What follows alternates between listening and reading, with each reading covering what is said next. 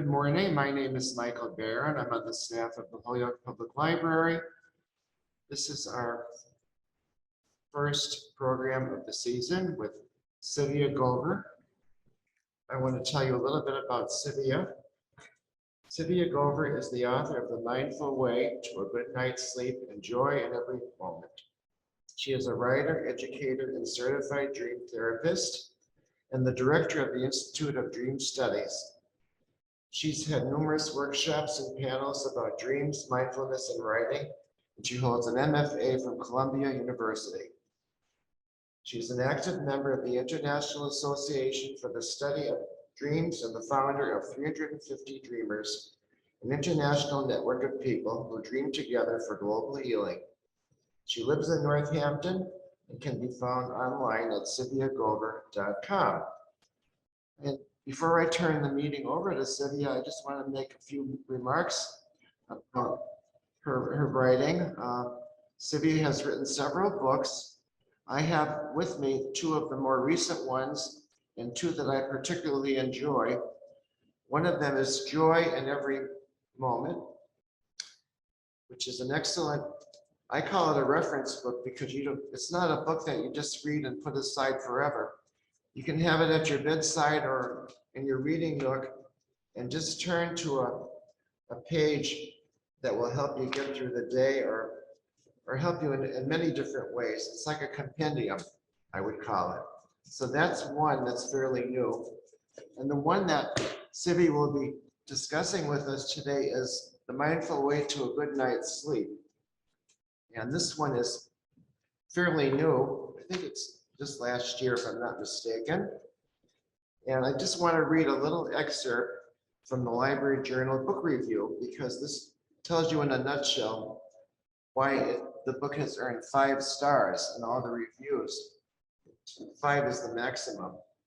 So Soothing as a Lullaby, Gover's latest work is the print version of being tucked into bed with a warm glass of milk, bringing her yoga and mindfulness training to shed light, or perhaps dark, on how to get a good night's rest in this 24/7 go, go, go world. The author asks us to slow down and contemplate the value and importance of how we spend 1/3 of our lives.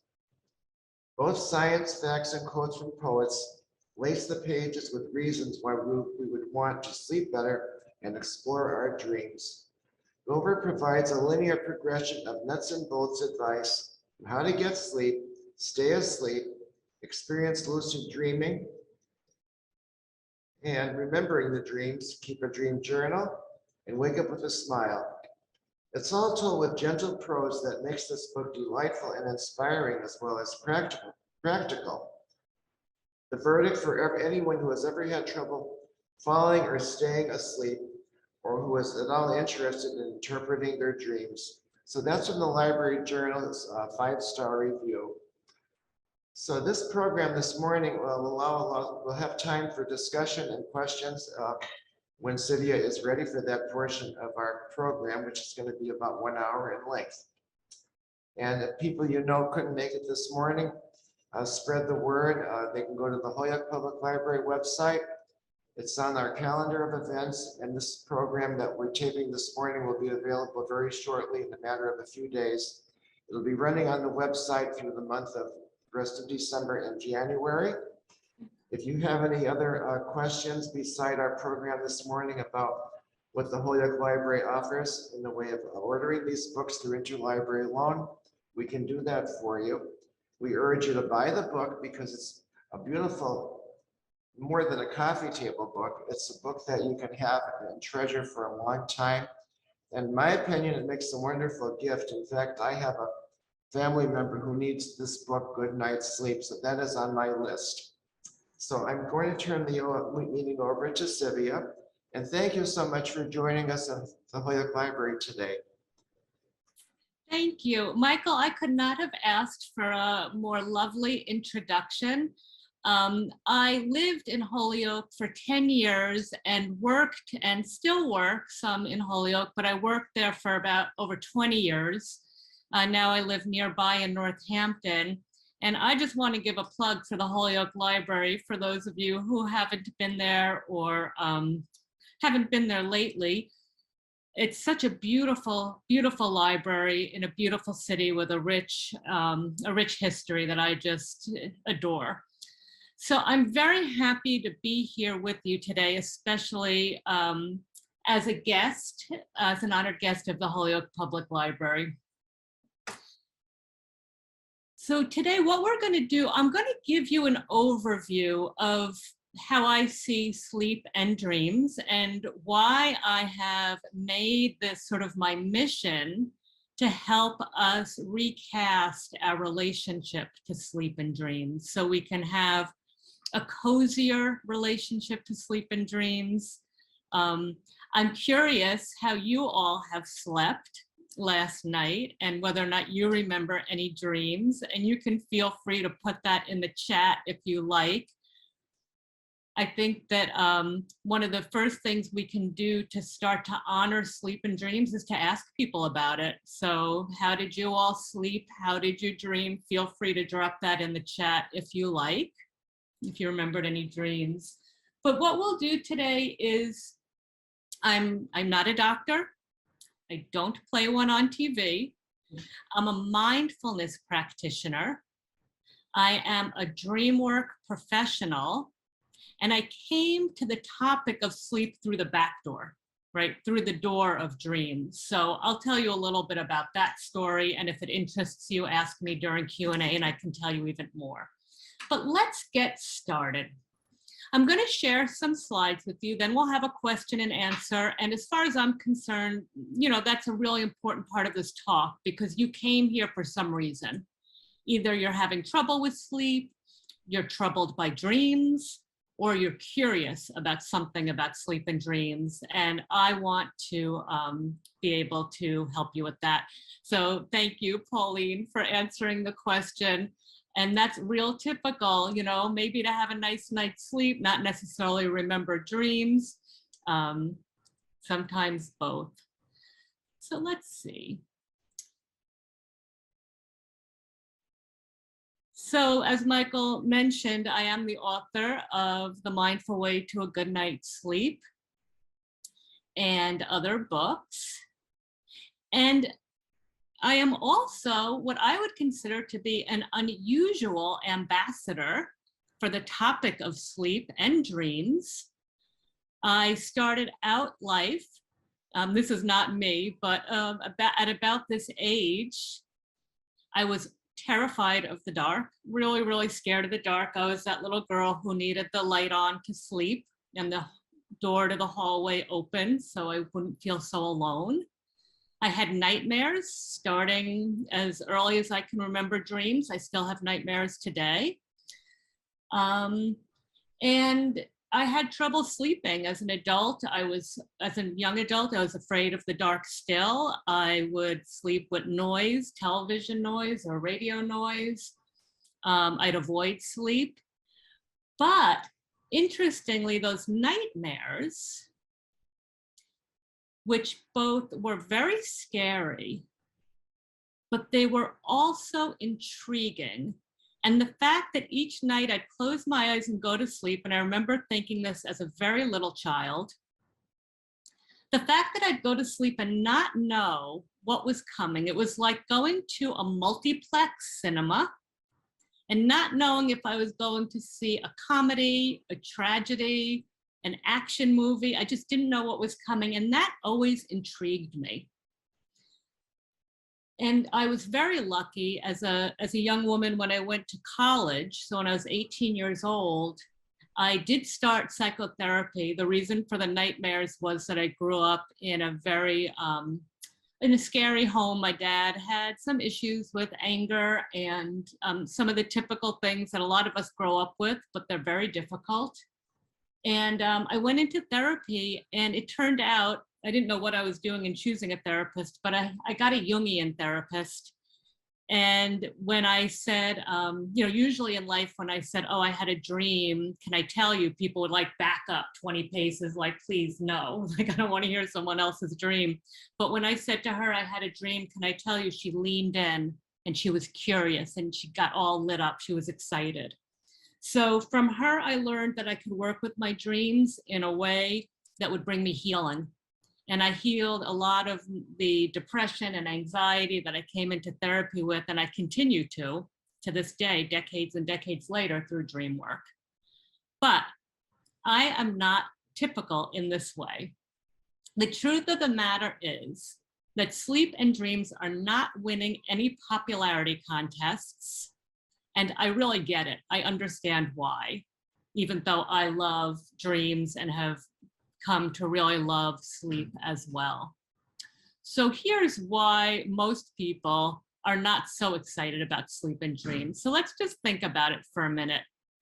In order to go to sleep, let alone dream, we need to get still and quiet in the darkness. Just think about that for a minute. It's a vulnerable posture. We avoid that. We avoid stillness. We avoid quiet. We fill up our lives with noise, with activity, with talk. And darkness too. We're always lighting up our environment. We're scared, maybe not literally of the dark as adults, but we have unease with the mysterious, with the unknown, with the uncertain. And that's a lot what the darkness is about. When we sleep and dream, our senses are muted. So again, a very vulnerable position. Our eyes are closed. We can't hear as well when we're sleeping. And we are temporarily paralyzed. So again, this sounds like something from a horror movie. Who wants it, right? So during REM sleep, when we're dreaming, we can't move. That's actually a safety feature. So we don't act out our dreams and harm ourselves, or if we sleep with somebody.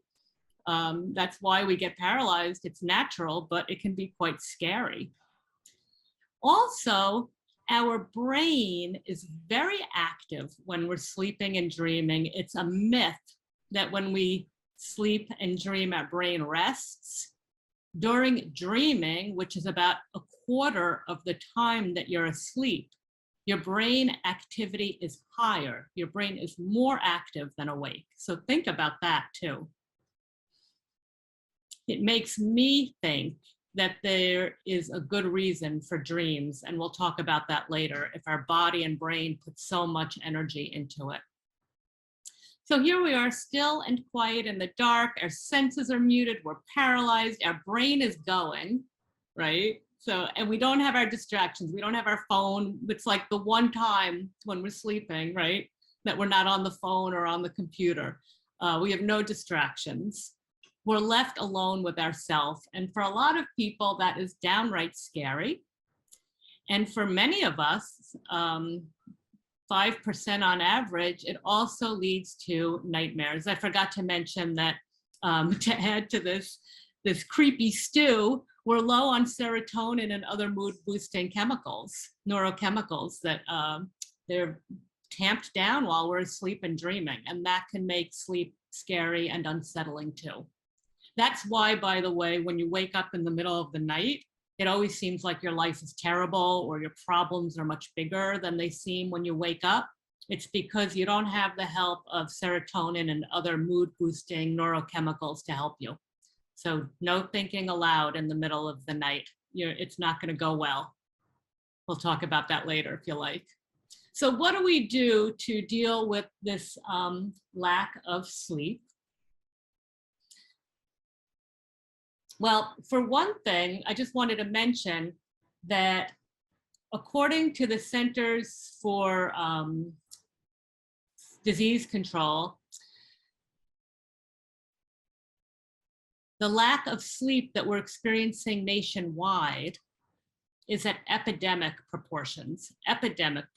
So if you have trouble with sleep, you're not alone. I would also call it a pandemic of sleep loss, because especially during this COVID pandemic, sleep has been harder for people than even is common.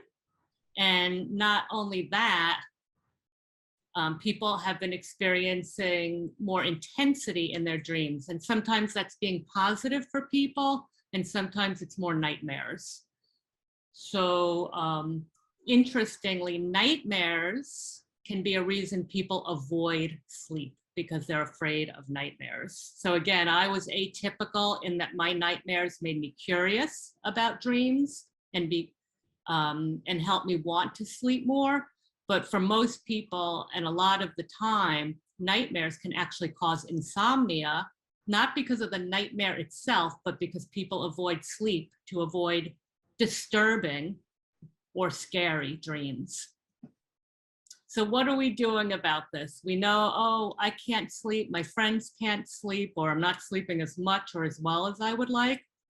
So what do? We're Americans, we throw money and medicine at it, right? We pop pills. And interestingly, we spend, and I'm sure this number has only gotten higher, $41 billion a year as Americans on medications and treatments for sleep. And these pills and potions that we take, I think that would be a good price to pay if it actually solved the problem, right? Because this is a big problem. So if it costs $41 billion to solve it, okay, let's do it. No. So it buys us something like 11 to 20 minutes more of sleep on average per night. And what people say they need is at least another hour or more of good sleep. Of course, other problems with pills are side effects, and that they often, even if they help for a while, they often don't help for the long term. Now, again, I'm not a doctor, so if your doctor has prescribed sleep medication for you, and if it is working, then that is wonderful. But I'm here to give you an approach that will work with or without medication. It will enhance your ability to sleep. So not only are we losing out on sleep, not only are these pills not giving us what we need, but we're losing out on the priceless benefits of sleep still. And some of that cost, I'm not here to scare you if you're not sleeping well. I'm here to do the opposite. But let's just look at what happens when we're not sleeping enough or well. We're exhausted. That's obvious, but it's worth saying. Our performance is diminished in whatever it is that we do. Our cognitive health declines. There are even links between sleep loss and Alzheimer's and other forms of dementia, but also just day-to-day short-term memory, being able to think of the word that we want, all of that is decreased when we don't have good sleep. Physical health, everything from heart disease to weight issues, all affected by the quality of our sleep. And dream loss. So for some people, you look down this list and you're like, oh, I really care about my cognitive health. I really care about my physical health. Sure, I want to feel better during the day, more awake and alert, but dream loss, who cares? So I miss out on some dreams. Well, I want to show you why dreams are actually of very important benefit. So there's an old saying, an uninterpreted dream is like an unread letter from God. And you might replace that with an unread letter from the universe or from my soul or from my intuition. So whatever your faith tradition, the meaning is the same, that these dreams have messages for us. And I'm not just talking in sort of a otherworldly or far out or woo-woo way. Dreams have real practical benefit. And again, for me, this is one of my motivations to get my full 8 hours, because most of our dreams come at the end of an 8-hour sleep cycle. So that last hour or so of sleep is where we get the most memorable, rich and narrative dreams. So here's why you might want to get a good night's sleep to get some good dreams. Dreams help us with our emotional regulation. So we're more able to deal with the emotions that we encounter during the day. They help us with problem solving because of the neurochemical stew. The neurochemistry of our dreaming brain helps us see problems in a different way. We're using different parts of our brain, so we get new insights. I always like to think about dreams as having, and Michael, you'll enjoy this, a nighttime librarian in our brain, the librarian on the night shift who's consolidating things, putting things in the right files, organizing our memories. So just like on the computer, when we organize the memory, we get more clear space and free space too. So they're not just cluttering up our thoughts. Dreams are a boost to creativity. You've seen artwork by Rousseau that's influenced by dreams, Magritte, almost any number of artists, as well as musicians. The Beatles song, Yesterday's from a Dream. Better sleep. I talked a little bit about that, how when we befriend nightmares and are comfortable with our dreams, we can sleep better. And they're the mother of invention. The Industrial Revolution would not have happened if Elias Howe had not found the key to making the automated sewing machine work, if not for a dream that solved the problem and freed us up to make textiles. And here in Massachusetts, that's a big part of our history, thanks to dreams. Much more recently, Google came to Larry Page as sort of like a complete download in a dream state in the middle of the night. So all kinds of important inventions. And people who remember their dreams, talk about their dreams, and work on their dreams get a lot of benefit for their overall mental health and well-being. So we are happier when we are dreamers. So a quote from my book, when we fail to make space for sleep and dreams, we rob ourselves of some of our richest experiences. So what do we do about it? Let's go there.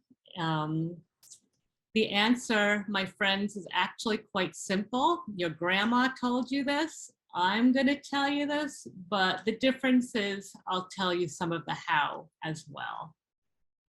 So to sleep better, we need a better bedtime. This is how we want to feel when we're sleeping, right? This guy's got it made. So you'll hear a lot of talk about sleep hygiene. I don't love that word, hygiene, related to sleep. It feels sterile, clinical. To me, it does not feel cozy. I like the word hygge. You might have heard this word. It's from the Netherlands. It means cozy, warm, cozy, snuggled up. So let's think about sleep hygge. And it does consist of things that we tend to avoid, like sticking to bedtime, a regular bedtime. And I want to add to this, it doesn't often get said, but it's important, a consistent wake up time. So just as you should go to bed within about 15 minutes, of the same bedtime each night, wake up at a consistent time. The two together really do help. Clear the bedroom of distractions. The number one offender, I'm sure you know it, is anything with a screen. Just take it out of your bedroom. You really can sleep, and you will sleep much better without your iPod, your phone, your laptop in the bed with you, or even in arm's reach. I make my bedroom, and I recommend you do too, a screen-free zone. But distractions are different from each of us. So today, look at your bedroom and see what's in arm's reach of your bed. It should only be things that are soothing to you, nothing that reminds you of work, of problems, of issues, no newspapers, right? No work materials. Keep it cozy. So look what's in arm's reach of your bed and make it a really distraction-free, cozy zone. You know this, wind down with a book, some gentle stretches really help. I told you about waking up at about the same time each day. But this is easy and it's simple, but we don't do it. So let's look at a different way to recast this, a little shift in perspective that might help us to do these very simple things. This list, if you do it, is going to help you a lot. So good sleep and sweet dreams don't just happen. That's the mistaken belief we have, is that I'm either a good sleeper or I'm not. I either remember my dreams or I don't. I either have scary dreams or I have good dreams. So my main message to you is to become active in this process. So good sleep and sweet dreams can take practice. Some people, it comes naturally. If not, you need to practice. So make it a practice. Just as mindfulness and yoga are a practice, right? You don't go to yoga the first day and you're great at it. And you don't just do yoga for a 6-week course and you're done with it. Anyone who's taken yoga knows that it's a lifetime practice. You do a little bit each day, and then you can stretch more. Same with meditation, same with riding a bike. So we're going to practice and make it a practice. By practice, I mean make it an everyday part of your life that you shed some attention and create an intention to support it. So you set your intention each day. I'm going to rest and sleep tonight. And I'm going to back up that intention by backing into bedtime, right? Just like I schedule time to meet with my friends, or I schedule time to go to work. I'm going to schedule in my sleep time. And then I'm going to set an intention at bedtime. I'm going to say it to myself. Maybe I write it in a notebook before bed. Tonight, I will relax. I will let go. And I will sleep and dream well. Very simple. Make it conscious. Meditate. I know that's another one of those things that people don't want to do, but part of practicing, remember at the beginning, I talked about our fear of the night, our discomfort with stillness and quiet. A 5-minute meditation will help you practice getting still, getting comfortable with your eyes closed and with your own thoughts. It's very simple. It doesn't have to be 20 minutes or 40 minutes. Try 5 minutes before bed and see how that changes things. Think positive. So this was another one that was hard for me. My natural mental state, if I don't intervene, is complaining or pessimism. That's why it's also funny that I'm the author of the book Joy in Every Moment. But both of these books, The Mindful Way to a Good Night's Sleep and Joy in Every Moment, came from my having to learn these lessons from the inside out, right? So studies have shown that when we go to bed grateful, we sleep better and have better dreams, meaning less anxious, less scary dreams. So if you've ever thought of having a gratitude practice, meaning simply writing down 5 or 10 things each day you're grateful for, just move that to bedtime. So before bed, in your journal, in a notebook, write down 5 things you're grateful for and think about them as you fall asleep. Studies have shown that it is an effective way to sleep and dream better. And it really does work better than counting sheep. If you've ever tried counting sheep, that just does not work, but this does.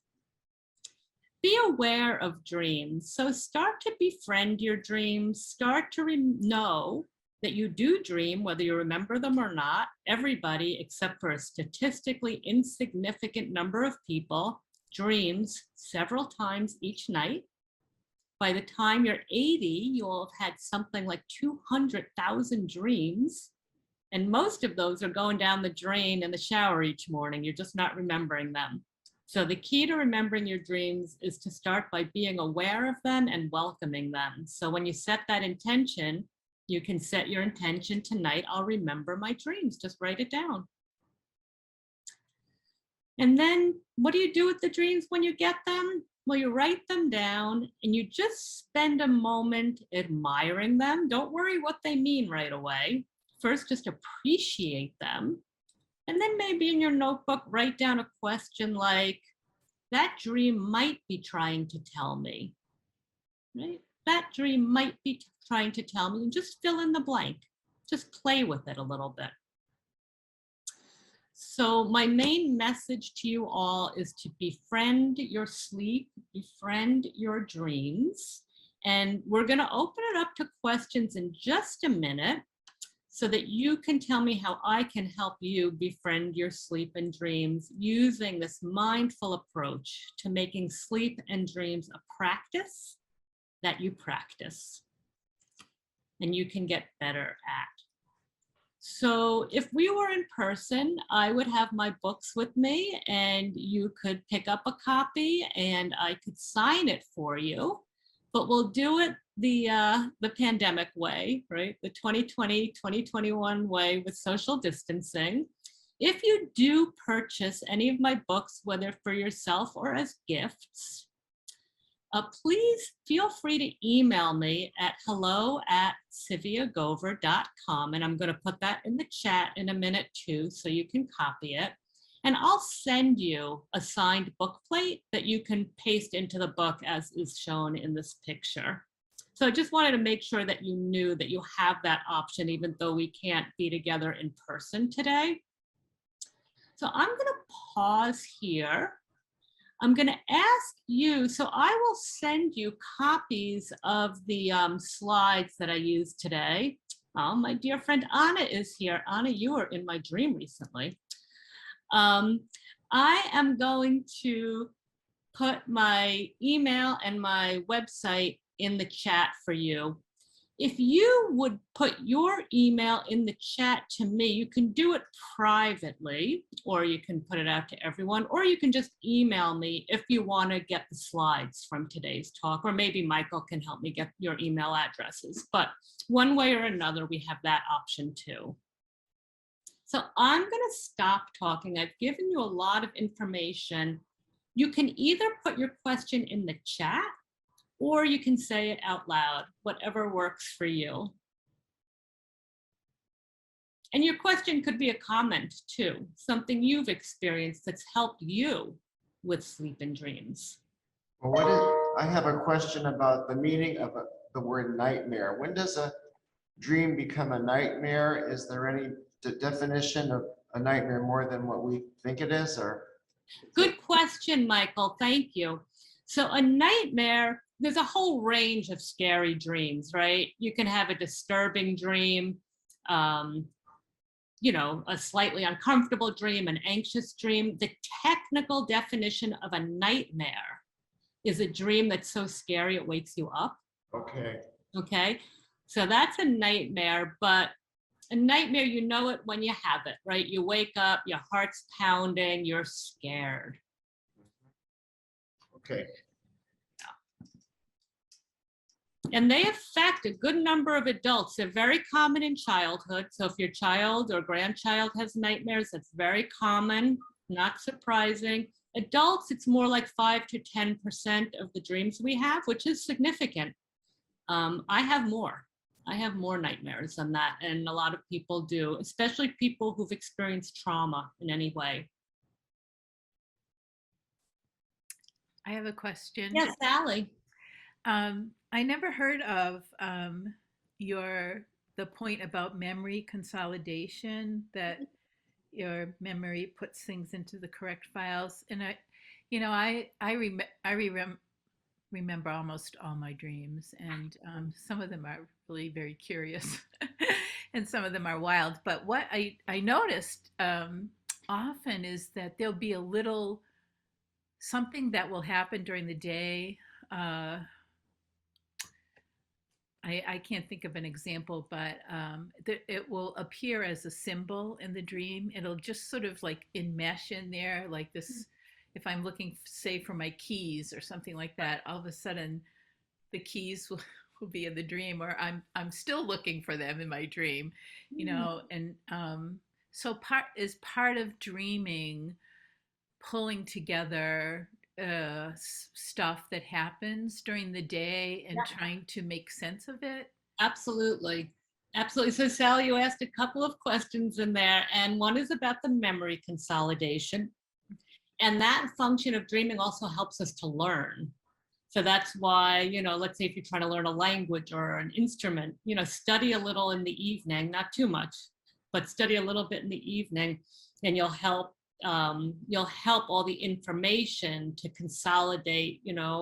I use the computer image, that defrag, where your computer kind of organizes things so that the memory is more useful, right? It's one thing to have all this information, but you need to be able to access it, and the dreams help with that. And yes, they do help us process what's happened to us during the day and also over the term of our lifetime. So you'll have dreams that help you to understand your childhood better if you're really looking to them.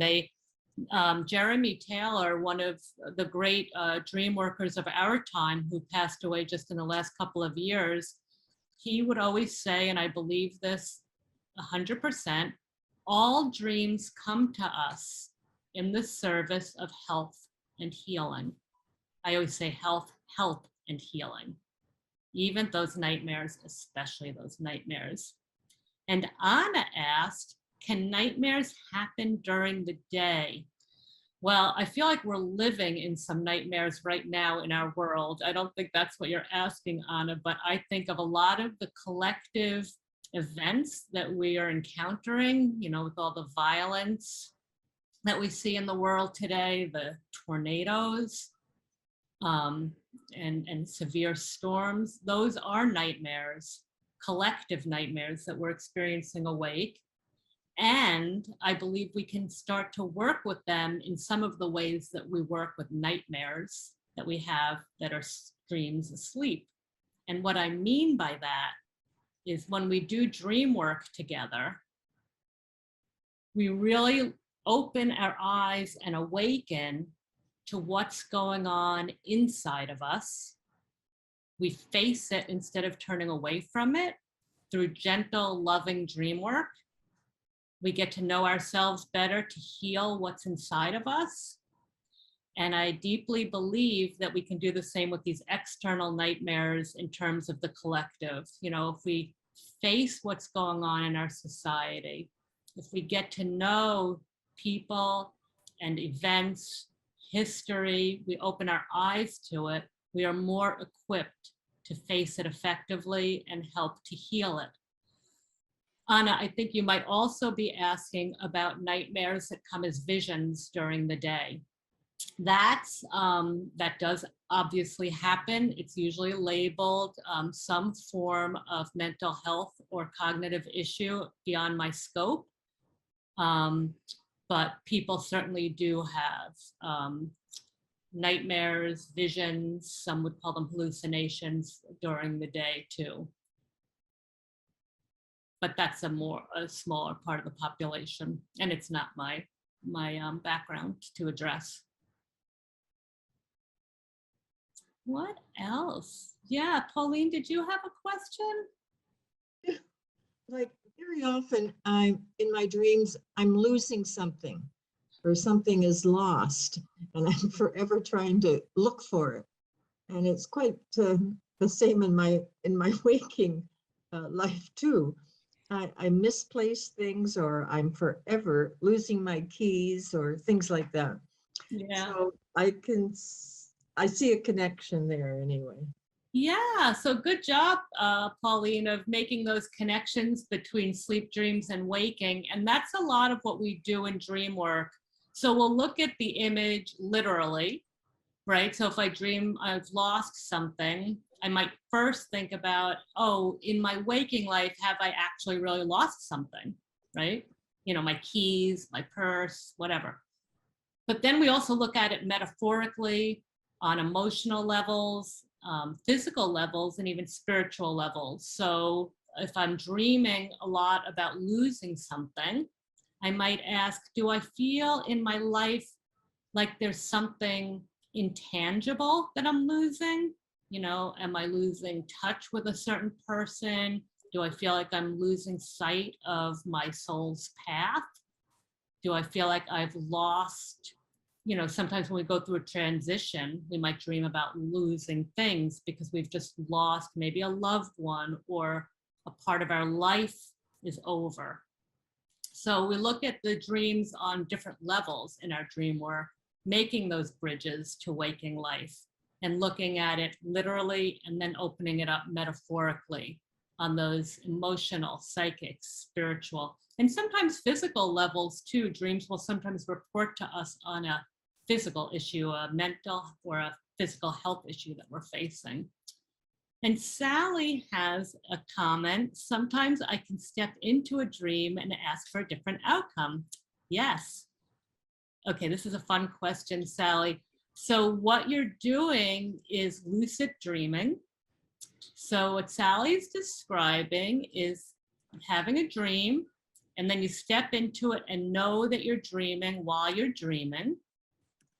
And I can replay a dream while dreaming and use more information to come to a different outcome. So that's some powerful dreaming. Good job, Sally. So it sounds like you've discovered on your own lucid dreaming, which is another thing and a very important, it's really a very important part of dream work, is that, again, sometimes naturally we will have a lucid dream, a dream where we know that we're dreaming while we're dreaming.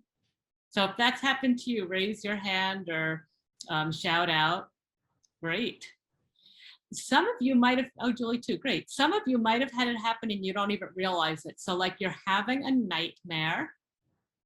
Anna, I'm not surprised. You're a powerful dreamer too. So sometimes you're having a nightmare and you realize you're dreaming in the nightmare, like somebody's chasing you, they're about to catch you, you're terrified, you know this is not going to go well, and you say, this can't be happening, this is a dream, I want to wake up, and then you wake up. So right there, you've had that moment of lucidity, of knowing you're dreaming while you're dreaming. But what Sally's talking about is when you stay in it. So you say, oh, I know I'm dreaming, now I can take some action. So I can say, drop that knife, drop that gun, you know, whatever the attacker is doing, or I'm putting a gate down between you and me. You know, you can make a change to the dream. It's very cool. And it's also a great opportunity to do some deep healing. When I talked about in my journey, how when I first went to therapy, I learned to heal in my dreams. Some of that was just this type of scenario. So you can practice lucid dreaming. So if it hasn't happened to you, you can learn some steps to lucid dream. And there's lots of information on the internet as to how. But just as with remembering your dreams, the easiest way to do it is to start to take an interest in it, to say, tonight in my dreams, I'll know I am dreaming. And then when you find yourself aware in a dream that you're dreaming, you can have some fun with it. Try flying. That's one of the best things to do when you're lucid dreaming. And then you can get more deeply into it. And I'm not going to go into great detail on this right now, but if you email me or give me your email address, I'm happy to send you some links to some articles I and other people have written about it. But it's a great resource where you can do some spiritual healing and emotional healing, lucid dreaming, and it's a skill you can develop. So thanks for asking about that, Sally.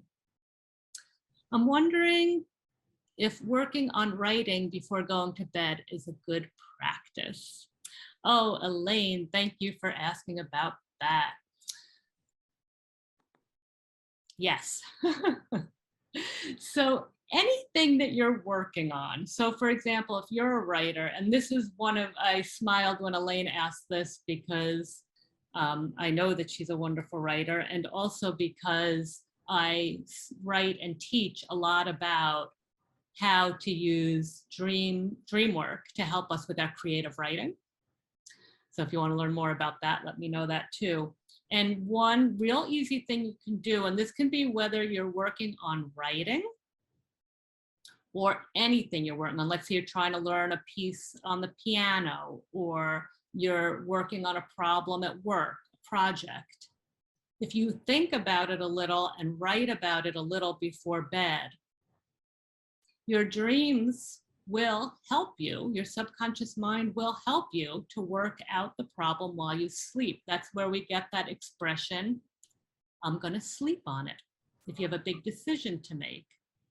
So whether you remember your dreams or not, as I mentioned, different parts of our brain are active while we're dreaming. And a lot of those areas of the brain help us with problem solving, creativity, etc. So it's a really good practice. So we have a few more minutes left. Does anybody maybe have one more question? Oh, good. I'm glad that helped, Elaine. And of course, if you have more questions, and Julie has a good one in the chat that I'll address. That's a great question to help us wrap up.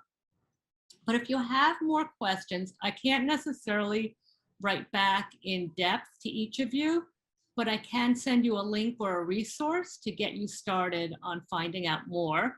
And of course, I wouldn't be a good ocean of self-promotion if I didn't mention that just about every question you've asked is in my book, The Mindful Way to a Good Night's Sleep, and my blog and website, and I can put that information in again. But I just want to mention, this is a beautiful book. You can't touch it right here, but the cover is embossed. And then inside, there are quotes.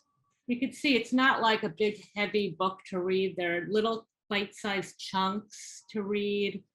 And it's beautifully designed by Story Publishing. This is actually a, if you want to shop local, Story Publishing is in North Adams. So it's a pretty local outfit. But I want to address Julie's question. I think it's a beautiful note to end on. Where do I think, and I would love to hear all of your answers if we were all together in a room, maybe we'd go around. Where do we think the wisdom of dreams comes from? I'll give you my personal answer and also sort of open it up.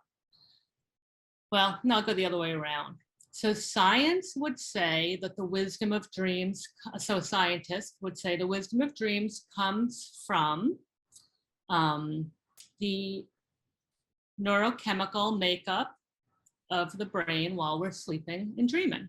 So because of the neurochemistry of the dreaming brain, our random associations are heightened. So we see things differently, okay? We bring together different pieces that we wouldn't bring together awake, so we get new insights. And there are many other aspects of the neurochemistry of the dreaming brain that would account for a lot of wisdom coming through while we're sleeping. Basically, we're using different areas of our brain than we tend to rely on awake. So that's what a scientist might say. It's the neurochemistry. A psychologist, maybe a Jungian psychologist, might say it's because we're tuning into the collective unconscious while we sleep. We're tuning into the wisdom of the ages, of all of the stories and myths and lived experience of the ages. We're tuning into the collective, so we're broadening our scope. A religious person, a rabbi, an imam, a pastor, a priest might say, some of them might say, don't think about your dreams, they come from the devil. But some of them might say, as the quote I shared at the beginning, that dreams are messages from God. They're messages from the divine. What do I believe? All of the above. I believe all of the above. But what's most important is what you think and what your experience has shown you.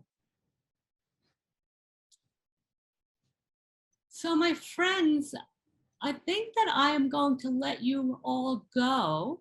because I know that we're all spending a lot of time on Zoom these days, and it can get tiring for your eyes.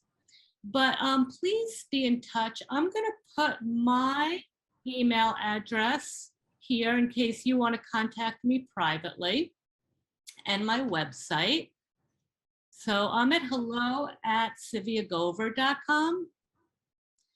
And my website is www.CziviaGover. Honestly, with my name, if you just put Tzivia Gover in there and you spell it close to correctly, you'll get to my website, because there are no other Tzivia Govers on this planet that I know of. There are only about 10 people who can even pronounce it. So stay in touch. And please sleep and dream well. Remember that you're an active agent in carving out that time and space for productive rest. And As someone once told me, I'll see you in my dreams. I like it. I like it. Thank you, Michael. Thank you so much to the Holyoke Public Library. I hope you'll all go in and visit and take advantage of that beautiful, beautiful resource right in the heart of Holyoke. Thank you. Bye-bye, my friend.